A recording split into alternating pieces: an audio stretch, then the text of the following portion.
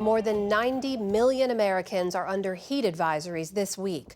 In the West, where a record-breaking heat wave is expected to be long-lasting, firefighters are working to extinguish several major wildfires, forcing thousands of Californians to evacuate. All of this comes as President Biden unveiled long-awaited regulations designed to protect workers from excessive heat. Stephanie Sy has more. Stephanie? Now, many people may not realize it, but heat is the leading cause of weather-related death in the U.S. As many brace for triple digits in the days ahead, protection from extreme heat is top of mind for many. Haley Smith is an environmental reporter with the Los Angeles Times and has been covering all this closely. Haley, it's good to see you. You know, it seems every July more heat records are shattered, and yet I've seen a lot of superlative language around what's facing Central and Northern California this week. Why is this heat wave so concerning? Hi, I think it's for two reasons. One is that this is not only a severe heat event, but it's also a prolonged event. We've got excessive heat warnings in effect basically from the far northern counties of California all the way down to the Mexican border. Portions of the Coachella Valley are going up to 120 degrees, the Sacramento area and the Central Valley up to 115 degrees, even 110 here in some parts of Los Angeles. And these temperatures really aren't supposed to let up until at least next week, so there's just no chance for people to find any relief.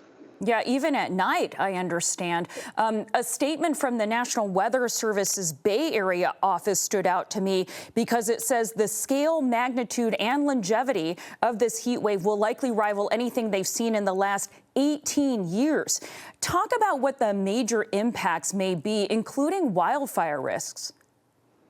Absolutely. So with rising temperatures like this, we see increased risk of wildfires, and that's because the hotter temperatures really dry out the state's landscape and vegetation and just prime it to burn. So as you said, we've already seen at least half a dozen wildfires popping up around the state this week. One that we're watching really closely is the Thompson Fire in Oroville, Butte County, which has already burned some structures, injured firefighters, and prompted thousands of mandatory evacuations. But the other risk of heat, as you referenced at the beginning, is that it is so dangerous.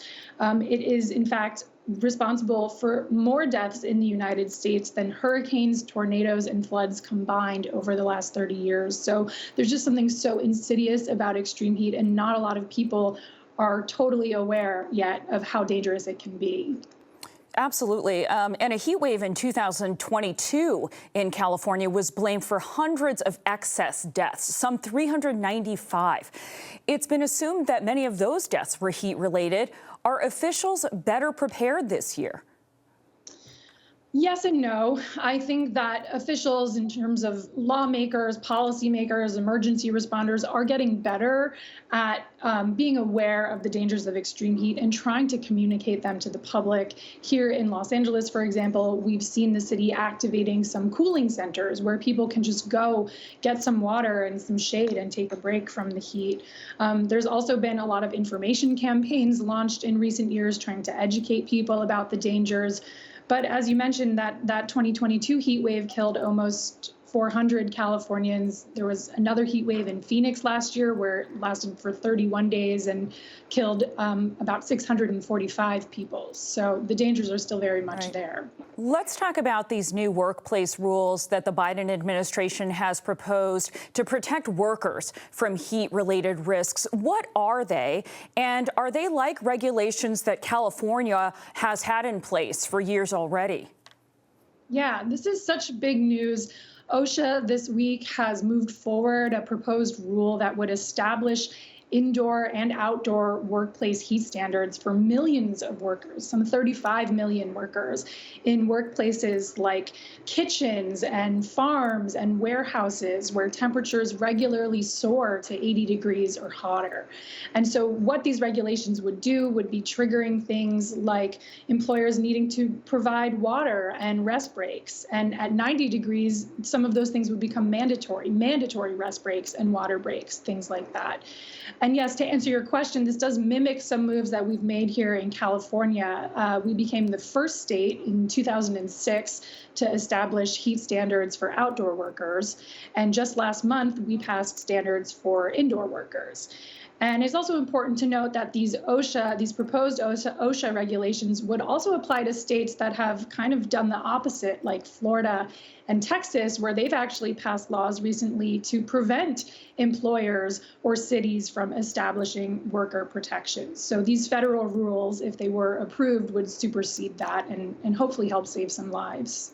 So according to the EPA, there are an average of about 34 deaths a year attributable to heat on the job. Construction workers bear the most risk, but that still doesn't account for thousands of other heat-related deaths every year nationwide. What else are officials doing to reduce heat-related fatalities?